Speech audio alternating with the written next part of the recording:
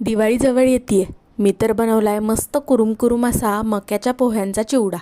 या पद्धतीचा चिवडा बनवायला खूप सोपा आणि खायला खूपच चटपटीत लागतो. या पद्धतीचे मकाचे पोहे बाजारात मिळतात. कोणत्याही किराण्याच्या दुकानात मिळतील. पोहे घरी आणलेत की मस्त चाळणीने चाळून घ्या, म्हणजे त्याच्यामध्ये काही किडामुंगे असेल तर ते निघून जातं. मी सगळे पोहे चाळून घेते. तोवर तुम्ही चॅनलवर नवीन असाल तर पटकन चॅनलला सबस्क्राईब तेवढं करून घ्या. कढईमध्ये मस्त तेल तापायला ठेवायचं आणि हे तेल आपल्याला छान कडकडीत तापून द्यायचे आणि मगच या मक्याचे पोहे आपल्याला तेलामध्ये तळून घ्यायचे.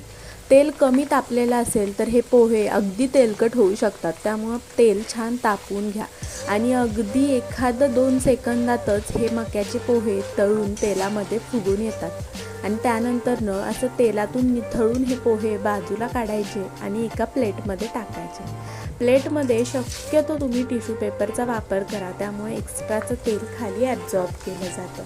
अशाच पद्धतीनं मक्याचे थोडे थोडे करत सगळे पोहे आपल्याला तेलामध्ये फुलवून घ्यायचे.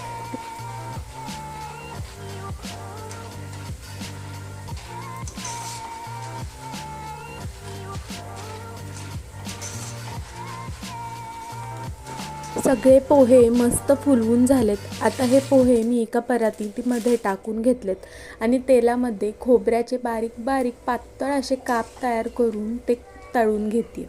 मस्त खरपूस लाल तांबूस रंग येईपर्यंत खोबरं आपल्याला तळून घ्यायचं. तुम्ही पाहू शकताय अगदी असे चॉकलेटी ब्राऊन होईपर्यंत खोबरं तळून घ्यायचं, म्हणजे छान कुरकुरीत लागतं.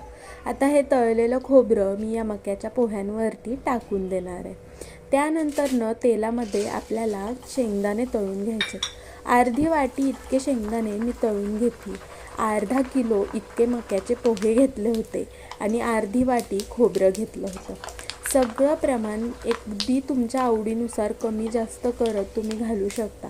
सगळं प्रमाण अगदी सोपं आहे. फक्त स्टेप बाय स्टेप बनवलं की चिवडा अप्रतिमच होतो. शेंगदाणेही पोह्यांवर घालून घेतलेत. आता मी अर्धी ते पाऊण वाटी भाजकी डाळ घेतली आहे. काही भागात याला डाळवं असंही म्हणतात. हे डाळीचं नावच भाजकी डाळ आहे, कारण ही डाळ अगदी भाजलेली असते, त्यामुळे तळायला फारसा वेळ लागत नाही. डाळ तळून झाली की मस्त कढीपत्ता तळून घ्यायचा आहे. तोही छान आपल्याला स्वच्छ धुवून पुसून घ्यायचा आहे आणि छान खरपूस होईपर्यंत तळून घ्यायचा आहे. मग कढीपत्ताही आपल्याला काढून घ्यायचा आहे.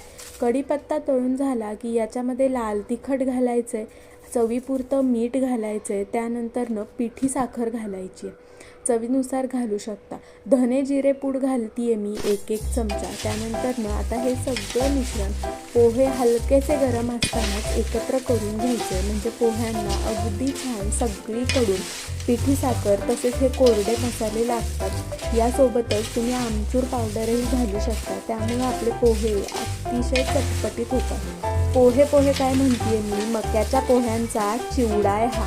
खायला अतिशय अप्रतिम लागतो. एकदा नक्की बनवून बघा. दिवाळीतच कशाला, इतर वेळीही हलक्या फुलक्या भुकेसाठी एकदम मस्त गोष्ट ही. नक्की ट्राय करा आणि बनवून खा. बरं, व्हिडिओ आवडला असेल तर एक लाईक आणि छोटीशी कमेंट करायला अजिबात विसरू नका.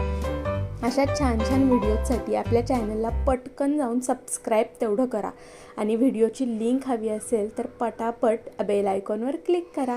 व्हिडिओ शेवटपर्यंत पाहताय त्याबद्दल थँक्यू.